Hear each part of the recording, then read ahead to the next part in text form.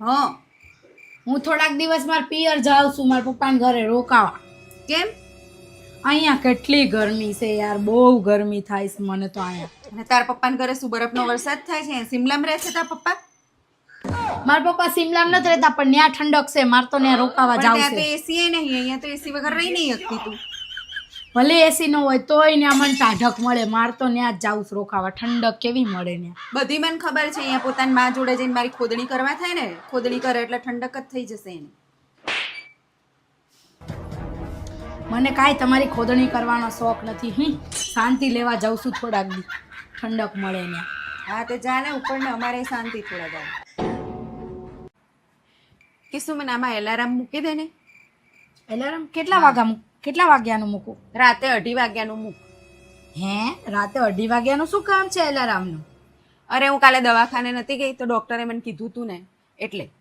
રાતે મતલબ દવાખાને ડોક્ટરે શું કીધું તું? 2:30 વાગ્યાના અલાર્મ મૂકજો એમ કીધું તું? એવું નતું કીધું, એમણે એવું કીધું તું કે અડધી રાતે ગોળી ગળજો. તો પછી મારે અડધી રાતે ઉઠીને ગોળી ગળવી હોય તો પછી એલાર્મ મૂક્યો તો થાય ને અડધી રાતે એટલે. એ મમ્મી, અડધી રાતે ગોળી ગળજો એટલે અડધી ગોળી રાતે ગળજો. હા આવું જ કીધું હશે ને.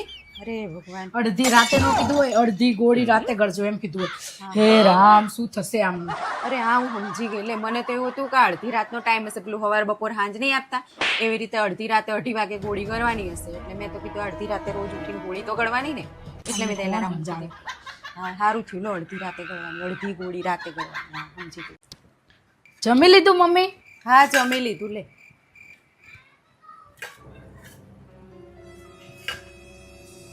અરે કલ્પના મજામાં? હા હા હા. અરે કલ્પના તને શું વાત કરું બોલ. આ તો મને ખાવાનું મારી વહુ તો એવું આપે છે ને, મગ બાફેલા આપશે, શાક આપશે ને તો તેલ નહીં, મસાલા નહીં, ફીકું ફીકું ખાવાનું આપશે. એવું કહેશે મમ્મી હું તો કે ડાયટિંગ કરું છું ને આવું સાદું જ ખાવાનું ખવાય, બીમાર ના પડાય. મને તો આવું ઘાસ ફૂસ ખાઈને તો કંટાળો આવી ગયો છે, કંઈક સારું ખાવાનું મન થયું છે. હા કશું સારું ખાવાનું, કામચોર છે એક નંબરની. સારું બનાવવું ના પડે ને એટલે મને એવું કહી દે કે મમ્મી આવું સાદું જ ખાવાનું ખવાય, શરીર માટે સારું. હવે તો આમને જો મસ્ત તેલ વાળું તળેલું જ ખવડાવું પછી વાત એમને. હા કલ્પના બોલ, આજે તો છે ને મારા માટે કિસ્સુએ એવું ખાવાનું બનાવ્યું ને, સમોસા બનાવ્યા હતા, પછી ચૂરવાના લાડુ, અને લાડવામાં તો કેટલું બધું ઘી. એને ખબર છે કે મને ડૉક્ટરે ઘી ખાવાની ના પાડી છે, ડાયાબિટીસ છે. મને લાગે છે એને છે ને મને મારી નાખવાનો ઈરાદો લાગે છે, ખવડાવી એટલે જ આવું બધું ખાવાનું બનાવે છે. ખબર નહીં કેમ સમજતી નહીં. એમને હવે હું છે ને ડાયટિંગનું એનું ખવડાવું, ઘાસપૂસ ખવડાવું, એમને સારું સેહત સારી રહે એવું ખવડાવું તો કે આ કામચોર છે, આને કાંઈ કરવું નથી. મસાલેદાર ખાવાનું ખવડાવું તો કે આને મને મારી નાખવી છે. વહુ કરે તો કરે, હું પણ એકેય બાજુ પહોંચાય નહીં. હાવું એમ થાય હું કરું એમને. મમ્મી ત્યારે યાદ આવતી હતી ને એટલે ફોન કર્યો. હા શું ચાલે કે?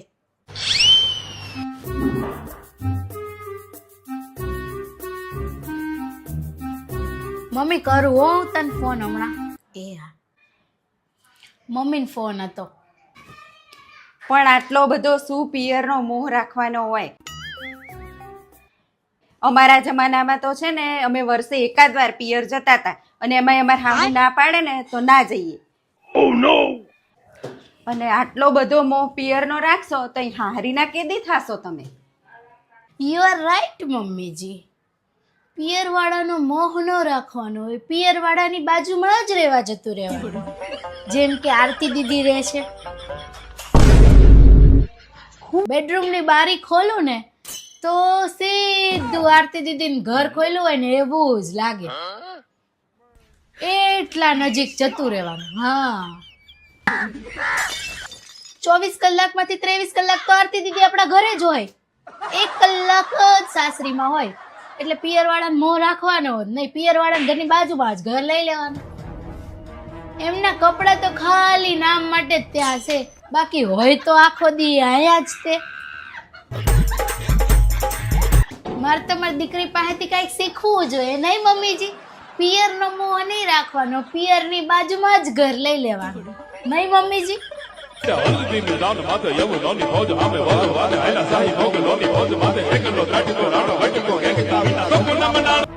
મમ્મી શાક વાળો આવ્યો, હું ફટાફટ શાક લઈને આવું. હાલો હાલો यार मम्मी मारे खाओ हुए હજુ બોલો. यार मम्मी मारे खाऊ है। અરે બેટા મામાને ઘર આવી ગયું, મામાને ઘરે બધું આપશે હો, તાર બાપા હકે ખાવાય દેતા નહીં તમને. હાલો મામાને ઘર આવી ગયું, હાલો.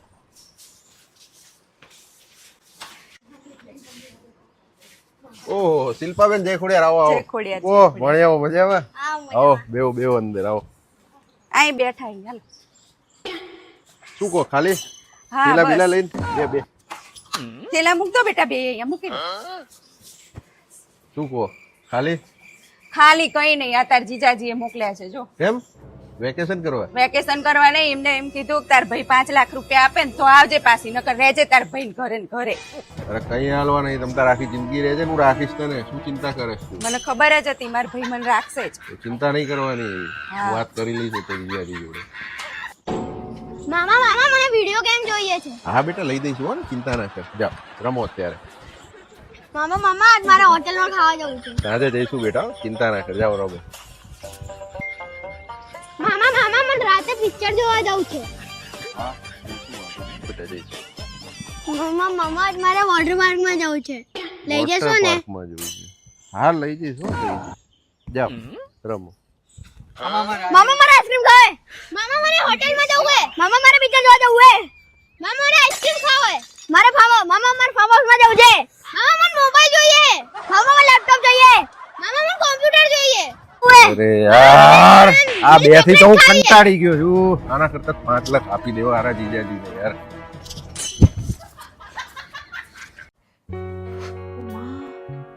પગ બહુ દુખે છે બાપા. એ કીસુ શું છે મમ્મી? મારા માટે પાણી લેતી આય ને એક ગ્લાસ, મને પગ બહુ દુખે છે, ઊભું નહીં થવાતું. અરે યાર તમે પાણી તો એક ગ્લાસ જાતે ભરી લેતા હોય યાર, બધું મારે કરીને દેવાનું તમને. મારે બીજા 10 કામ હોય, પાણી તો જાતે પી લો. અરે મને આજે પગ બહુ દુખે છે એટલે મેં કીધું, નકર તો જાતે આવીને પી જ લઉં છું ને. માંગુ છું હું કોઈ દિવસ પાણી? તમારે તો મમ્મી હવે રોજના નાટકો થઈ ગયા છે, પગ દુખે ને ઓલું થાય ને ફલાણું થાય ને હું કરું. કીસુ આજે મારી માટે પુડલા ચણાના લોટના થોડાક તીખા બનાવજે ને. મમ્મી યાર તમને ખબર છે કે ઘરમાં કોઈને પુડલા ને એવું ભાવતું નથી, તો મારે બધા માટે અલગ અલગ વસ્તુ બનાવવાની. એક કે ઇડલી સંભાર બનાય, એક કે પુડલા બનાય, એક કે શાક રોટલી બનાય. મારે બધા માટે અલગ અલગ જમવાનું બનાવવાનું યાર. આ તો પછી મને ક્યારેક હમણાંથી બનાવી દઈશ. મોઢું સારું નથી ને કઈ ખાવું ભાવતું નહીં, તો કીધું પુડલો હોય ને તો જીરીક ભાવે તો મોઢું સારું થાય એટલે. પછી ક્યારેક બનાવી દઈશ. જાવ અત્યારે બેહો શાંતિથી. સારું ત્યારે જે બનાવીશ ને એ ખાઈ લઈશ થોડું વાર. બરાબર છે. ડોસીમાને નકરી રોજ ની રામાયણ મોઢા તો ચટક મારે આ ખાવું ઓલું ખાવું. A few moments later. હા ગોરદાદા જય શ્રી કૃષ્ણ, કેમ છો? હા હા હું તમને કહું છું, કાલે તમને યાદ છે ને તમારે સવાર આવવાનું છે 10 વાગે. હા હા આવી જજો, આપણે પૂજાનો ટાઈમ 10 વાગ્યાનો જ છે. હા હા હું બધું ભોજન ને બધું બનાવીને રાખીશ, તમે આવી જજો હો. એ હા જય શ્રી કૃષ્ણ ગોરદાદા. હા કોને ફોન કર્યો? શું હતું કીસુ? ગોરદાદાને કર્યો હતો. કાલ દાદાની તિથિ છે ને તો આપણે એમને દર વર્ષે ઓલું પૂજા કરીએ છીએ ને એ કરશું ને ભોજન ને એવું ધરાવશું. દર વર્ષે આપણે એમને ભોજન ને એવું એમને ભાવતું ભોજન જમાડી, એટલે આપણે કાલ 10 વાગે ગોરદાદા આવવાના છે. તો હું મરી જઈશ પછી એ તું કરીશ? મારી પાછળ આવું બધું કરીશ? હાસ તો મમ્મી આ કાંઈ પૂછવાની વાત છે, કરવાનું જોઈએ ને. તો મારી પાછળ આવું બધું ના કરતી કીસુ. કેમ? આ તો અમારી ફરજ છે, અમારે કરવું જ પડે. અરે અત્યારે હું જીવતી છું ત્યાં સુધી મને સરખો જવાબ નથી આપતા, પાણીનો પાલોય નથી દેતા, અને મર્યા પછી મારા ફોટા પાછળ આ બધું કરશો તો એ મને કંઈ નહીં પહોંચે. એટલે મારી પાછળ કંઈ ના કરતા.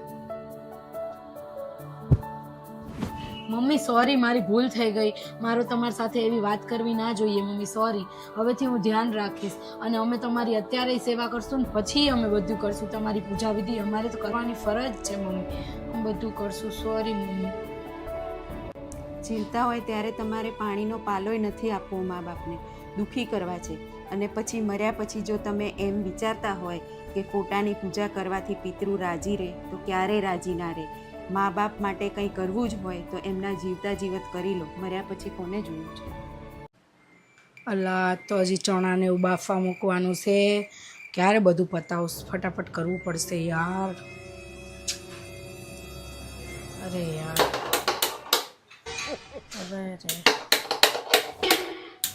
એ અક્કલમઠી આ છે ને, આ સ્વિચથી ચાલુ થાય, લાઇટરથી ને ઇલેક્ટ્રિક સગડી છે. આમ ફોનમાં જ નકરો જીવ હોય છે. આમ સામે જો તો ખરી.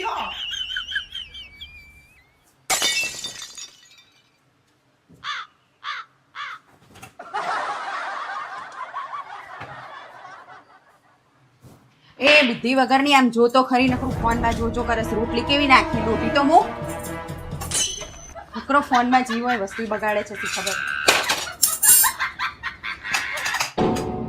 એક કામમાં ઠેકાણું નહીં પાડતી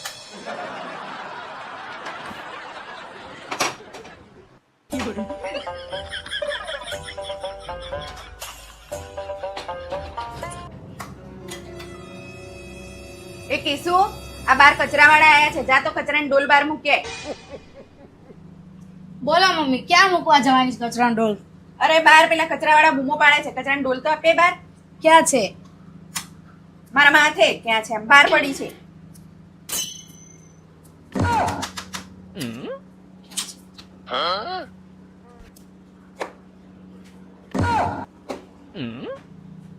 આ શું લઈને જાસ તું કચરાનો ડોલ. આમ ફોનમાં જીવ નકરો ફોનમાં રાખે છે આમ જો કપડાની ડોલ છે કચરાની નહીં કપડા પકવાડા છે મુકચાની માની અને આ ફોનમાં તારા દિવાળી મેલ કે નહીં કામમાં ધ્યાન હોતું નહીં કઈ તો તમે નાખી આવો જાઓ. નાખ્યા વાળી તો લાય ફોનમાં દિવાહળી મેલવા જ દે. એવું કહેશે કે દિવાહળી મૂકીએ તો કામ હરખું થાય. આજ તો મારે દિવાહળી મૂકીને જોવું જ છે કામ કઈ રીતે હરખું થાય. 1 2 કેટલી મૂકવાની? મૂકી દઉં થોડીક આ જાજી. શું કરસ તમે ન કીધું ફોનમાં દિવાહળી મેલ તો કામ હરખું થાય. દિવાહળી મેલી દીધી જો બધી દિવાહળી આમાં મેલી દીધી. હવે કામ હરખું થાય. અરે ફોનમાં દિવાળી મેલ એટલે ફોન આમ મેલ હરખો એક બાજુ એ ભગવાન આ કયા જન્મનો બદલો લે છે શું ખબર આ મારા પાલે પડી છે